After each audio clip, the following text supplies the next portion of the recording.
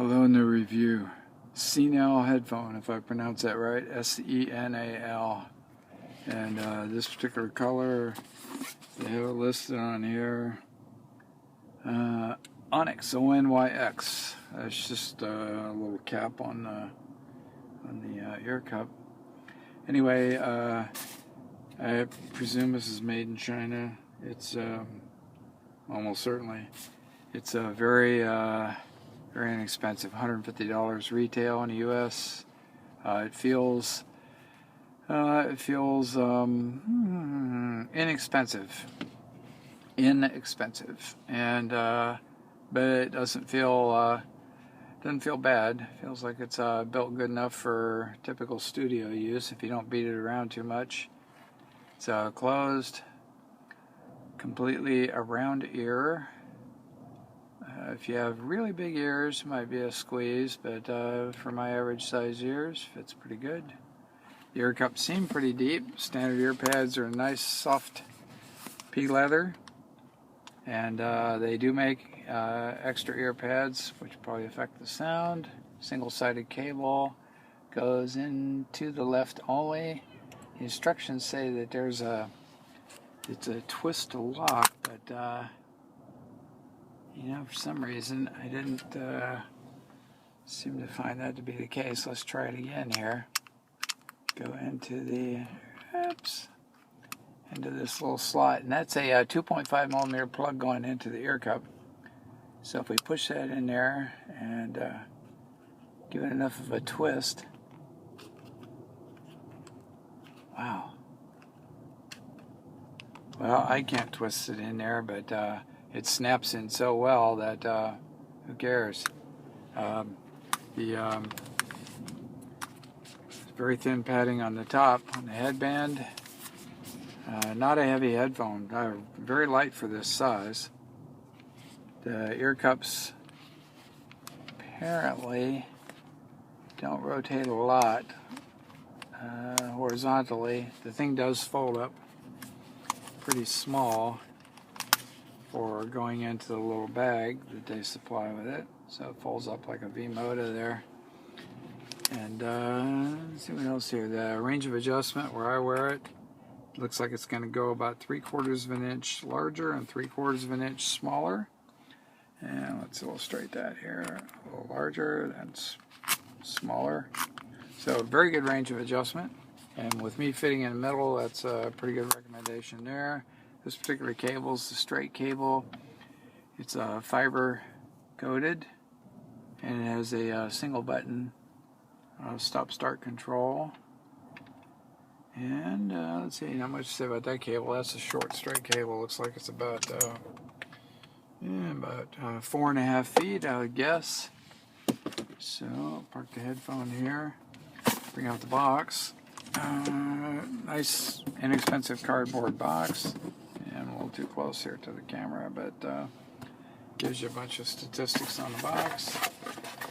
Inside the box, if I can squeeze that in here. See if we can do that. It's inside the box. Okay, we get this little plastic bag for carrying. We get extra cable. Pull that out. And then we get the, you can see this. Oops, it's a little clumsy, don't mind. We get the adapter, the 1/4 inch adapter, 3.5 to 6.35 millimeters. And then we have a long cable. Check that out, look at that. And it's it's coil cable. So that's going to get you out to about 15 feet here, which for professional studio monitoring is absolutely essential. Gold-plated plugs. So pretty nice package for $150, and pretty decent headphones, studio monitor. This is their top end, I guess, the Senal 1200. And I want to show you very quickly what my estimate of the sound is, which would be, where's my card? There we go. Here's my estimate of the sound. So I see I put it up a little bit at 40 hertz, put it up again at 250, and for some reason the frequency's around 250, maybe from 200 to 300, or significantly weaker than like 150 and 400, 500. I don't think that's going to change a lot with burn-in, although it could. You need to get a good ear seal on this. And I got a little variances in the treble, which can change with burn-in. And I would say about the sound that the bass here seems very lean. Comparing it to other headphones, maybe like the Kirk KNS 400, I think it is, and other of the lower cost studio headphones seem to be about like that. A very lean bass.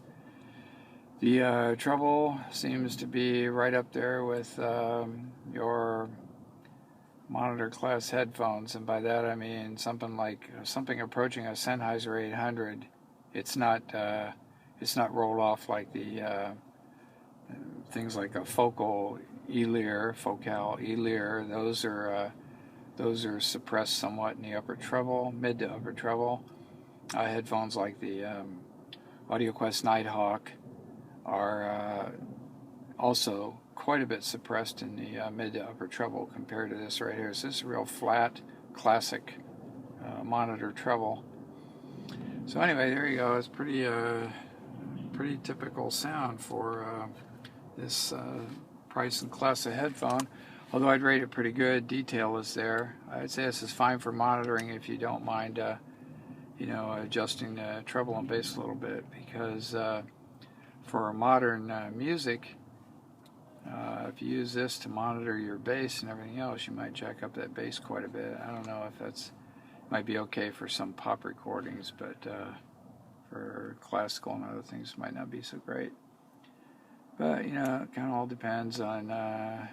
Most of the people who do that kind of monitoring, they know what the deal is anyway. So I just want to give you an idea what the sound is generally.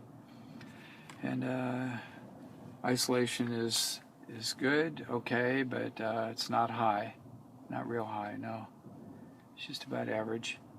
And leakage I didn't even test, but leakage is going to be low. But blast it real loud in a library next to somebody, they're going to hear a little bit. So anyway, there we go. To say it's probably a pretty good deal for $150 if you want something that's more studio class headphone. And nice that they provide both cables with it. So that's it. That's my review of the Senal 1200. Thank you very much.